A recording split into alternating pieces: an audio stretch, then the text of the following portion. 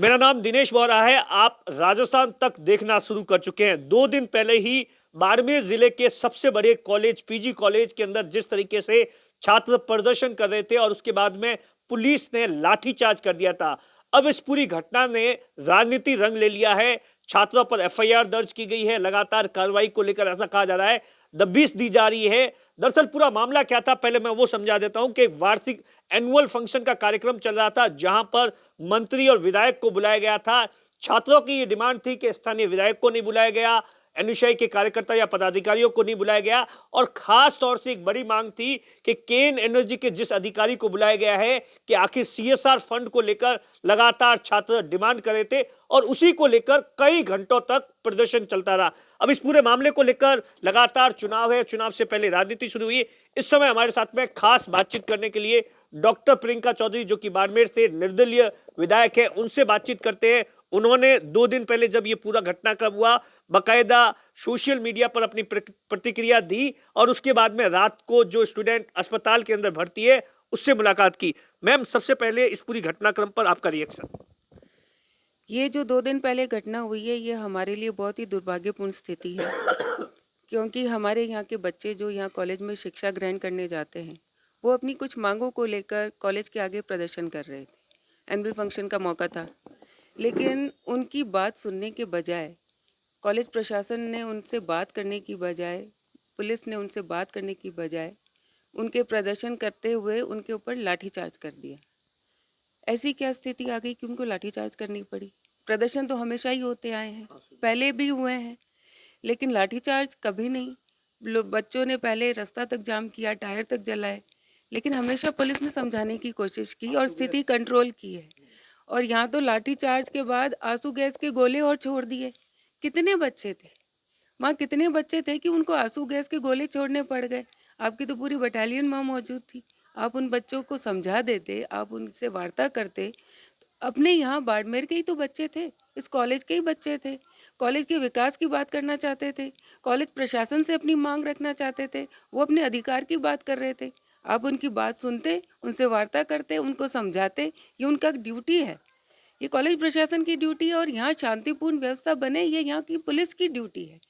लेकिन सिर्फ एक व्यक्तिगत जो द्वेष था वो निकालने के लिए और एक पुलिस अधिकारी की नासमझी की वजह से इतना बड़ा जो हादसा हुआ, जो बच्चों पे अत्याचार हुआ, लाठीचार्ज हुआ, आंसू गैस के गोले छोड़े गए, ये बहुत ही शर्मनाक स्थिति है। और यही नहीं, उसके बाद उन बच्चों के खिलाफ एफआईआर दर्ज करवा दी गई। सारे पढ़ने वाले बच्चे हैं, आज उनका करियर दांव पे लग गया, पुलिस इनके पीछे दौड़ रही है। ये बहुत ही दुर्भाग्यपूर्ण क्या स्थिति। लगता है कॉलेज प्रशासन ने अगर जैसे सही तरीके से टैकल किया होता तो आज ऐसी स्थिति नहीं होती? निश्चित रूप से देखिए, कॉलेज प्रशासन में जो है उनका दायित्व बनता है, उनका दायित्व बनता है कि जो पूरी उनकी एक कमेटी है उनसे राय ले, उनको साथ लेकर चले। स्टूडेंट्स हैं, उन स्टूडेंट्स को उनसे वार्ता करें, उनकी बात को सुने, उनको संतोषजनक जवाब दे। ये उनका कर्तव्य बनता है। और अगर वो समय रहते इस पे विचार करते, उन बच्चों से चर्चा करते, तो ये स्थिति क्यों उत्पन्न होती? मैम, इससे पहले भी बहुत सारे एनुअल फंक्शन होंगे, कभी भी कोई बच्चा अगर जो जाता है तो उसकी इस तरीके से चेकिंग नहीं की जा रही थी जिस तरीके से गेट पर हर कोई पुलिस वाला जो फंक्शन के अंदर जा रहा था उस स्टूडेंट की चेकिंग की जा रही। देखिए, ये बहुत दुर्भाग्यपूर्ण स्थिति है क्योंकि यहाँ मैं कह रही हूँ कि बाड़मेर में जो बच्चे वहाँ प्रदर्शन कर रहे थे सब अपने ही बच्चे थे, बाड़मेर के ही बच्चे थे। लेकिन अपनी ही कॉलेज में एंटर होने के लिए आपको इतना ऐसा आई कार्ड दिखाना पड़ रहा था, ऐसा लग रहा था जैसे कोई आतंकवादियों बच्चों को समझ लिया और एक आतंकवादी कोई घटना की उनको क्या समझ के उन्होंने ऐसी चेकिंग कर रहे थे। क्या ज़रूरत आ गई? अपने बच्चों पे विश्वास नहीं था उन्हें या खुद पे विश्वास नहीं था? उनको खुद पे ही मुझे लगता है कि विश्वास नहीं होगा, क्योंकि जिस तरीके से वो लगातार बच्चों की अनदेखी कर रहे थे, तो इसीलिए उनको एक ऐसा तो नहीं मैम कि वो आपके समर्थक थे या आपके लिए आपको कहा जा रहा है कि आपको नहीं बुलाया इसके लिए प्रदर्शन कर रहे थे और अब उनको टारगेट पर ले लिया गया है? नहीं, देखिए, किसी के समर्थक होना नहीं होना वो सेकंड चीज़ है। पहली चीज़ है कि वो उस कॉलेज के छात्र थे। किसी के भी समर्थक हो सकते हैं, कोई भी विचारधारा हो सकती है। मैं तो अभी निर्दलीय विधायक हूँ, तो मैं इस वक्त कोई राजनीति की बात नहीं करना चाहती। मैं तो सिर्फ उन बच्चों की बात करना चाहती हूँ जो वहाँ अपनी मांग रख रहे थे, जो अपना प्रदर्शन कर रहे थे और जिनको प्रदर्शन करने का अधिकार था, और उनके साथ अत्याचार हुआ। तो मैम सारा विवाद ऐसा बताया जाता है आपको नहीं बुलाया, क्या था? आपको इस बारे में बातचीत हुई थी या क्या तमाम चीजें थी? मंत्री जी को बुलाया गया, विधायक को बुलाया गया? आमतौर पर ऐसा देखा जाता है कि ऐसे फंक्शंस के अंदर लोकल जितने भी एमएलए होते हैं उनको बुलाया जाता है। हाँ, देखिए ये तो सही बात है, क्योंकि जो स्थानीय विधायक होता है वो उस कॉलेज का संरक्षक भी होता है। तो इस नाते कोई भी मीटिंग हो, कोई कार्यक्रम हो, ये एक जनरल प्रक्रिया है कि जो स्थानीय विधायक है उसको बुलाया जाएगा। लेकिन अब ये प्रशासन, कॉलेज प्रशासन का निर्णय रहा होगा, मुझे नहीं बुलाया। उस चीज़ का मुझे अफ़सोस नहीं है, क्योंकि किसी कार्यक्रम में मुख्य अतिथि या बुलाया, नहीं बुलाया, इन चीज़ों से कोई फ़र्क नहीं पड़ता। मैं 36 कौम की बेटी हूँ। 36 कौम की जनता ने, बाड़मेर की जनता ने मुझे विधायक बनाया है, और मेरा काम है कि मैं उनके लिए उनका विकास करूँ, उनका काम करूँ। तो ये मेरे लिए कोई महत्वपूर्ण स्थिति नहीं है, कोई इश्यू नहीं है। लेकिन हाँ, छात्रों की जो माँग रही, जो कॉलेज के विकास को लेकर रही, जो प्रशासन के, कॉलेज प्रशासन के लिए जो उनका असंतोष था, वो आज की बात नहीं है, वो काफ़ी समय से चल रहा है, लगातार चल रहा है।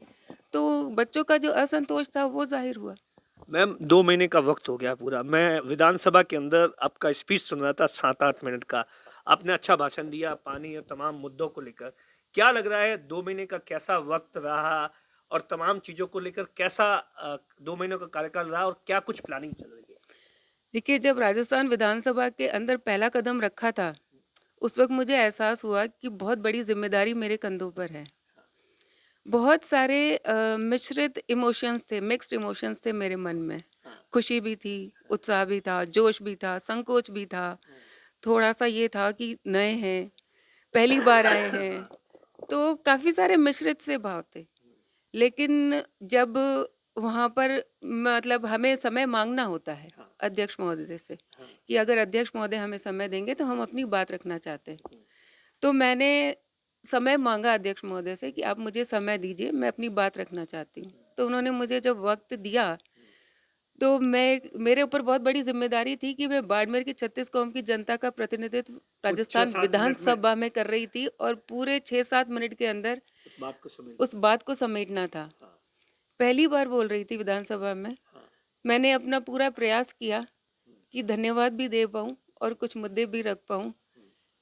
तो बड़ा अच्छा लगा, लेकिन अब मुझे वो यकीन है कि जो जनता ने मुझ पे भरोसा किया है, मैं उनकी आवाज़ राजस्थान विधानसभा में अभी तो उठाई है, आगे और मजबूती के साथ उठाऊँगी। मैम बहुत सारे लोग बोलते हैं कि आप निर्दलीय हैं इसलिए बाड़मेर के लोगों का काम नहीं हो पाएगा। उनके लिए क्या कुछ मैसेज देना चाहते हैं? देखिए, निर्दलीय है, लेकिन 36 कौम की जनता ने मुझे चुना है। 36 कौम की, बाड़मेर की जनता की मैं बेटी हूँ। मैंने आपका परिवार भी राजनीतिक है। परिवार तो राजनीतिक है ही है, और पिछले 15 साल से लगातार वो बाड़मेर ने मुझे देखा है, अपनी इस बेटी को संघर्ष करते देखा, और इसीलिए उन्होंने मुझे आशीर्वाद दिया। अब निर्दलीय विधायक मैं हूँ, ऐसे तो बहुत सारे विधायक कांग्रेस के भी हैं, माना भाजपा की सरकार है, लेकिन इसका क्या मतलब है कि कांग्रेस के भी काम नहीं होंगे और निर्दलीय के भी काम नहीं है? ऐसा नहीं होता है।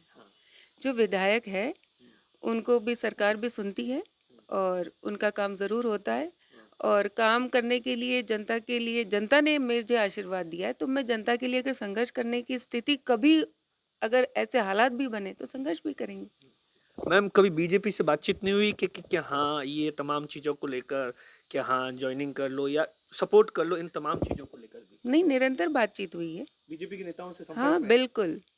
निरंतर बातचीत होती रही है, और हम लगातार संपर्क में भी हैं।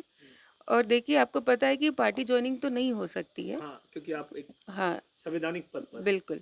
तो पार्टी ज्वाइनिंग वाला तो नहीं, संभव नहीं है।